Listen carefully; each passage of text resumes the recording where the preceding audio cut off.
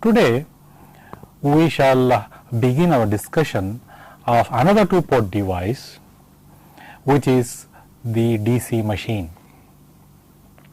The DC machine is also a two-port device like a transformer. However, it has one fundamental difference, and that is the voltage or the effort on one side is related to the flow or the through variable of the other port. Likewise, the flow on the electrical side is related to the across variable or the potential variable or the effort variable on the port 2 side. And another point to be noted is that in a DC machine, one port is electrical in nature, meaning the quantities that are going to be applied to one port is electrical quantities, and the quantities that are applied in the other port are the mechanical quantities, because it is in the mechanical domain, mechanical rotational domain. So, torque and omega will be the effort and flow variables, that is the potential and the through variables, potential and the kinetic variables, and in the case of the electrical domain it will be voltage and the current as usual. So, we are going to discuss another two-port device called the DC machine.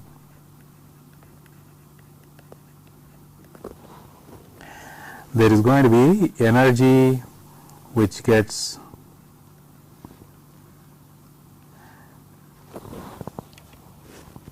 energy which flows into the machine through one port, and we will call that was port 1, and energy flows out through another port, and that is called port 2.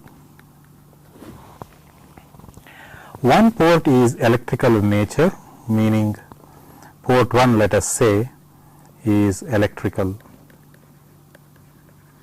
domain. Port 2 is in the mechanical domain, mechanical rotational domain. This means the potential variable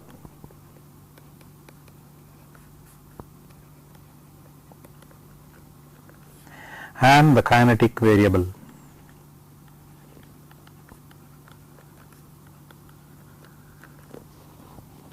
on the electrical side is the voltage E and the current I in amps, volts and amps. Product is going to be the watts, and the potential variable on this side is torque in Newton meter and omega in radians per second. So, this is volts, this is amps, this is torque in Newton meter, and this is radian per second.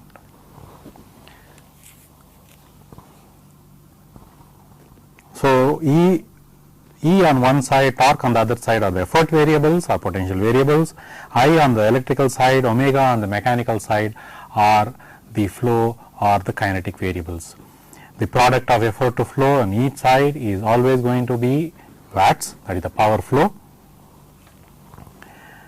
Now,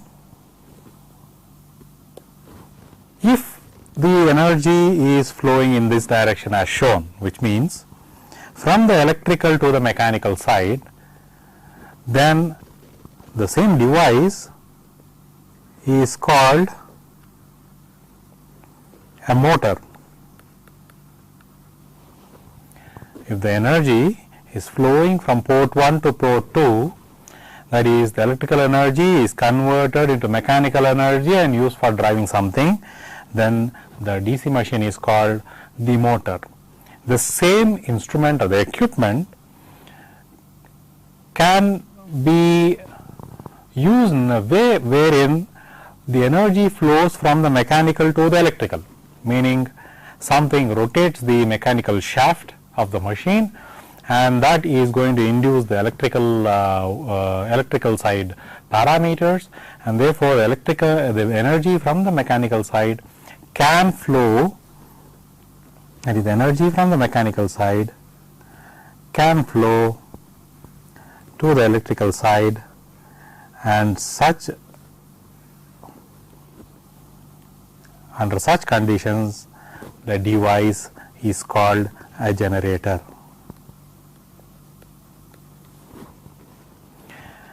As the effort in the flows on the electrical side are DC values, the motor and the generator, both in the case of motor and the generator, the machine is called a DC machine. So, this is the machine that we are going to focus now and try to understand its principle of operation, the basics, the concepts, what makes it happen, what makes it rotate, what makes it generate. So, first we consider the DC machine as a generator. So, we discuss the DC generator, and the same machine will be later discussed as a motor, that is, it transfers energy from the electrical to the mechanical domain. Most of the principles that we study when about the DC machine as a generator will also be applicable to the same machine which will be in the motoring mode. So, these two functions of the DC machine we will try to focus on this class and the coming classes. But before that, we need to know one or two small principles, like we had the Faraday's laws of electromagnetic magnetism in the case of the transformers, which form the basis.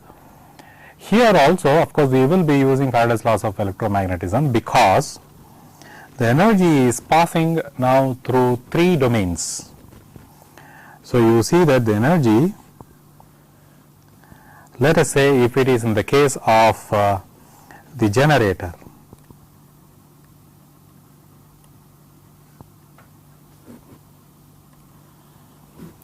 ultimately you will need to have the energy in the electrical domain.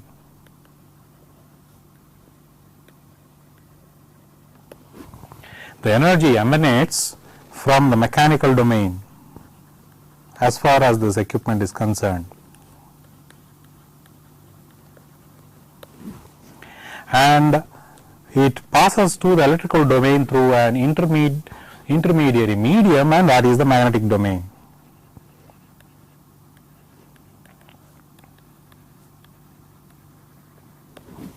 So, energy passes from the mechanical domain into the magnetic domain, and from the magnetic domain to the electrical domain. So, therefore, three domains are involved. And in the case of motor, the energy emanates from the electrical domain and goes into the magnetic domain, and then from the magnetic domain it goes into the mechanical domain and causes the mechanical movement. That would be, the green arrows indicate the motoring direction for the energy flow. You see that electrical domain to the magnetic domain to electrical domain, the principles here are very similar to that of a transformer. All the transformer principles, the Faraday's laws of electromagnetics, all those things are valid. There are few rules that we need to know for mechanical to magnetic domain, and that is, one is of course the Faraday's law.